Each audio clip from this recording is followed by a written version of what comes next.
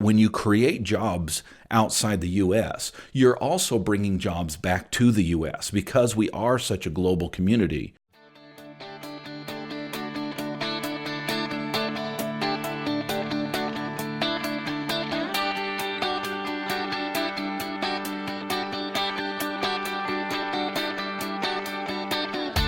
Originating from deep inside the Rocky Mountains, transported through the power of the internet, and arriving inside your tiny earbuds. It's the Appraiser Coach Podcast.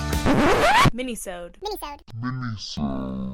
It's no secret that I utilize virtual assistants, referred to today as VAs, in my office and to help with the Tier 1, Tier 2 work in the appraisal world. It's not uncommon that every once in a while I do get accused of being un-American. It happened just the other day by one of my lovely supporters. I want to share a few thoughts today about why I feel that using a VA is not only un-American, but actually is very American. I want to pause here and remind you that we are sponsored by Anow Software. Anow, of course, well, it's a software that I use to keep track not just of the appraisal work in my business, but also the business itself. You'll know what I mean when you dive into Anow Software. Check them out. Go to anow.com/coach. Again, it's anow.com/coach. All right, folks, I've been using VAs, virtual assistants, for several years now. I've had mixed results, frankly. In the beginning, it was a little rocky. Frankly, let's say this, I had mentors and I didn't always follow their advice. I thought that maybe I knew better. Yeah, go figure. And ended up going through quite a few VAs until I found the right one. And by the way, she's been with me for 3+ years now. Absolutely amazing gal out of the Philippines. By the way, I typically utilize individuals from the Philippines. I've found that I've used individuals in many other countries, including India. And I don't know, the work ethic in the Philippines and the way that they serve their employers just seems to be a little better. At least that's been my experience. But one of the arguments that comes up, and trust me, folks, I get it. I understand this argument. It's an argument that I've used myself in the past. I've been of a different mindset at different times in my life. That utilizing help, utilizing assistance, utilizing employees/contractors outside the United States is un-American. I feel differently now. And first of all, again, I get the argument. I understand, because on face value, the argument is that by hiring somebody in the Philippines, I'm not hiring somebody in the U.S. And I can understand why somebody would feel that way. I understand why that makes sense. I understand that logically you assume that that's the case. I don't feel that's the case. And I want to explain why when we get back from the break. I want to pause here, of course, and remind you of another great help in my office, and that is technology, specifically Anow Software. Now, folks, Anow doesn't just keep track of all of my appraisal orders. It does that, by the way, and I can always know exactly what's going on. In fact, we use it for our work file. USPAP requires that we keep a work file, and Anow is a perfect container for that. There is no limit on the size, and I can put any documents, any pictures, any notes that I want in the work file. But more importantly, Anow allows me to be able to keep track of what's going on in my business. Anow allows me to be able to keep track of how many appraisals I'm doing, what my revenue is, what my paids are, what my unpaids are. It is an absolutely amazing, all-encompassing software. Folks, if you are a single person entity or if you have multiple appraisers working for you, Anow is a software that you need to be using. Go to anow.com/coach and check it out.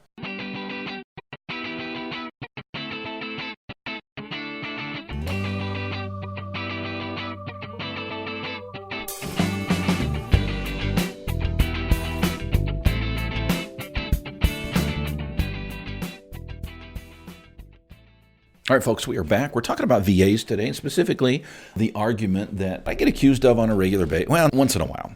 And I got it the other day, and it wasn't done in a mean way. There was no curse words flying around. I don't even remember the exact quote, and maybe it was more of a question, but it seemed like more of an accusation that when I utilize a VA in the Philippines, I'm being un-American.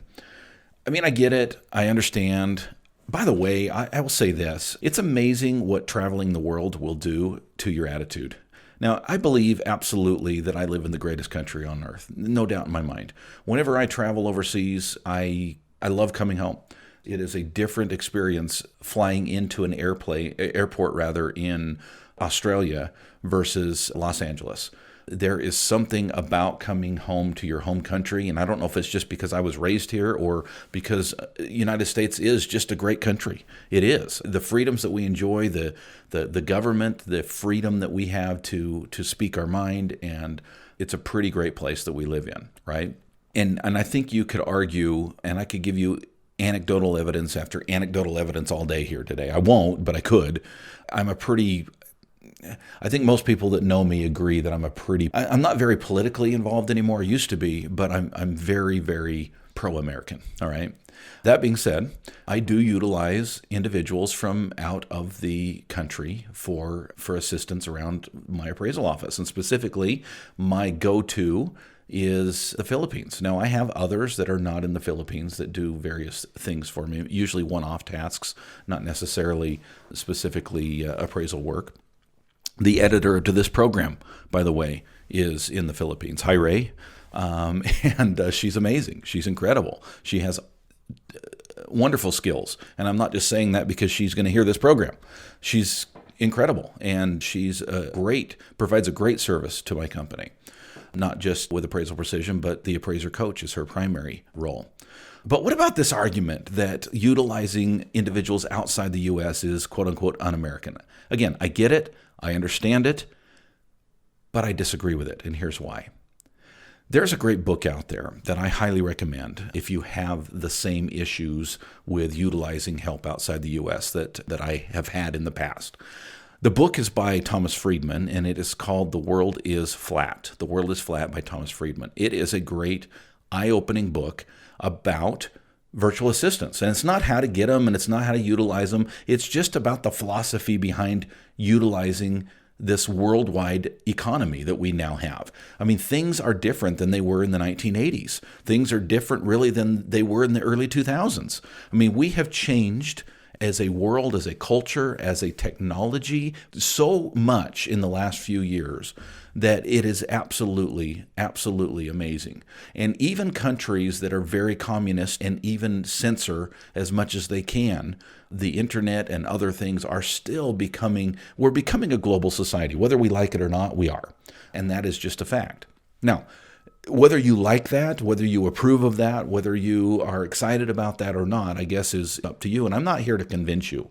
That's certainly not my role today. But I do want to give you just a couple of things to chew on. If you're struggling with this idea of, hey, I really need some help and I could utilize a virtual assistant, but do I really want to take jobs away from Americans? Okay, again, read the book, but I'm going to synthesize a couple of arguments that are made in the book. Number one, the argument that if you hire somebody overseas that it necessarily takes jobs away from Americans, I just don't think is always right. Could that be the case? Absolutely. Okay, no doubt. And I'm sure you could give anecdotal evidence of people that have lost their jobs because, a company left Detroit and went to Mexico City to start building its automobiles. I get that, okay? But what I think we're missing in that argument is the bigger picture about the trickle-down economy. Let me give you an example of one. And again, it's been, 5 years since I read that book, so I'm going to get the analogy a little bit wrong, but the general idea, I think, is still there. Thomas Friedman gives an example of a call center in India, I think is what he was talking about. And in this call center, there's hundreds of people working for Americans, making inbound or outbound calls for Americans, right? And he makes the comment that the computers that they are utilizing, and specifically the software, Microsoft, was created in the U.S., that the air conditioners that are being used to cool down the workspace that they're in were created in the United States. That Coca-Cola is a U.S.-based company, and many of these employees are walking out into the hallway and getting their Coke to get their caffeine fix so they can keep on the phones in the middle of the night for them so that they can work in U.S.-based time zones. Okay. Now, these are just a few examples. And can you poke holes in those? Absolutely. Can you say things, for example, well, the computers may be, the software may be American, but it's produced in China. I get it. I understand that argument, right? But his idea is that when you create jobs outside the U.S., you're also bringing jobs back to the U.S. because we are such a global community that the items that we are creating here are being shipped overseas, and we are so connected in this worldwide economy. And by the way, I saw that recently. I was in Australia for a couple of weeks, and every place I went, I saw things from the U.S., right? We are simply a global economy. Shipping and the ability to move goods anywhere in the world is an absolute miracle, and it's amazing. And this idea that when you hire somebody outside the U.S., that is a vacuum situation is just not true. By hiring people outside the U.S., there is a very good argument to be made that we are helping not just that individual outside the U.S., but the global community, and I will add this, the U.S. itself. Okay, so that's argument number one. Another big argument, I don't know if remember specifically if Friedman makes this argument or if this is just an argument that I've heard over the years, but I think he does. And the idea that and this is specific to appraisers, okay? It's not specific to appraisers, but it applies to appraisers. And that is when a small business, specifically a business that may be a one-person entity, okay, raise your hand, right? There's many of you out there. I think I heard a statistic the other day that still 90+% of appraisers either work alone or they have, maybe a part-time assistant that works with them. But for the most part, we're very, very solus. And we just don't have these big networks, if you will, or even firms, appraisal firms that you would imagine, that might have 3 or 4 appraisers and several assistants, kind of a beehive work going on that you would probably see in my business. Okay. Now you don't see that beehive together because we're spread out all over, as I've already alluded to today. But the point that I'm trying to make is there is another argument to be made that when a small business hires someone outside the U.S. for less money per hour than they would have to pay someone locally, that it actually opens up a future job that would never be created if they didn't have that opportunity. Now, specifically what I'm talking about is an individual who knows they need help, right? So this is an appraiser. By the way, I coach these individuals all the time. I hear this all the time. Dustin, I need to hire somebody. I'm doing too much on my own. I'm spending 70 hours a week doing, 6 appraisals a week, and I'm barely making it. I'm living paycheck to paycheck. I know I need help.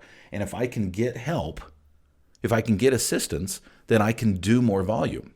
Now, here's what happens. And this happened to me. It happens to my clients. When you hire somebody, you automatically create a vacuum in yourself, because you don't necessarily go from working 70 hours a week to 40 hours a week overnight. What happens is you go from working 70 hours a week to about 60 hours a week, which means you've got 10 hours a week that great. Hopefully you're spending it with your family. Hopefully you're spending it with your significant other. Hopefully you're spending it with your children, with good friends, with relationships, right? But the bottom line is most of us are very driven, and now we have a vacuum. We have 10 hours that we were working before that we're no longer working. What are you going to do with that 10 hours? Again, I hope you spend it productively, meaning building relationships, but that's not what everybody does. For the most part, you do have a little bit of time that you can now spend somewhere else. And typically, it is spent being more productive. Now, when you're more productive, you need more help. Okay? When you need more help, you hire more help. Now, that may mean a different VA, but almost always it means a local job. So hypothetically, Jane is a single person entity. Jane is working 60 hours a week. Jane needs help. So Jane hires Susan, who lives in the Philippines. Susan works for $4 an hour. By the way, I'm not going to get off in the weeds, okay? but $4 an hour in the Philippines is a very good wage, just so you know. Okay? And maybe we'll do a podcast on that another day. Jane hires Susan, $4 an hour. Within 6 months, Jane is so busy that she needs more help. But rather than hire a VA, Jane hires Mike to answer the phones, to schedule appointments, to deal with the email. Okay? So now Jane has Susan that works for her in the Philippines and Mike that maybe works in her hometown or maybe just in the U.S. virtually. Okay? A domestic virtual assistant. But the point is Mike never would have been hired if Jane wasn't first able to hire Susan, because Jane was not in a place, didn't have the income, didn't have the revenue, didn't have the ability to hire Mike until she hired Susan first. Do you see how hiring outside the U.S. often will create jobs in the U.S.? Now, there's other arguments that can be made, and I could be on the microphone probably all day long, but this is, of course, a mini-sode, so I'll keep it short. But those of you who argue that utilizing VAs outside the U.S. is a completely un-American idea, I would ask, first of all, read the book, but second of all, reconsider your ideas. I think there's an argument to be made that you hiring someone outside the U.S. is actually helping your business and helping the U.S. economy. Speaking of helping, by the way, if you want to know more about VAs and specifically how to find them, how to hire them, what to pay them, whether to do contracts with them, how to manage them, how to train them, I go over all of that in my virtual assistant webinar. You can find it on my website at theappraisercoach.com/products. Again, it's theappraisercoach.com/products. You've been listening to the Appraiser Coach podcast with Dustin Harris. If you like what you hear, please give us a 5-star rating and post a short review on iTunes. For more in-depth insider information on how you can make more money as a real estate appraiser, visit theappraisercoach.com and sign up for the All-Star team today. Thanks for joining us. And now, get out there and create some value.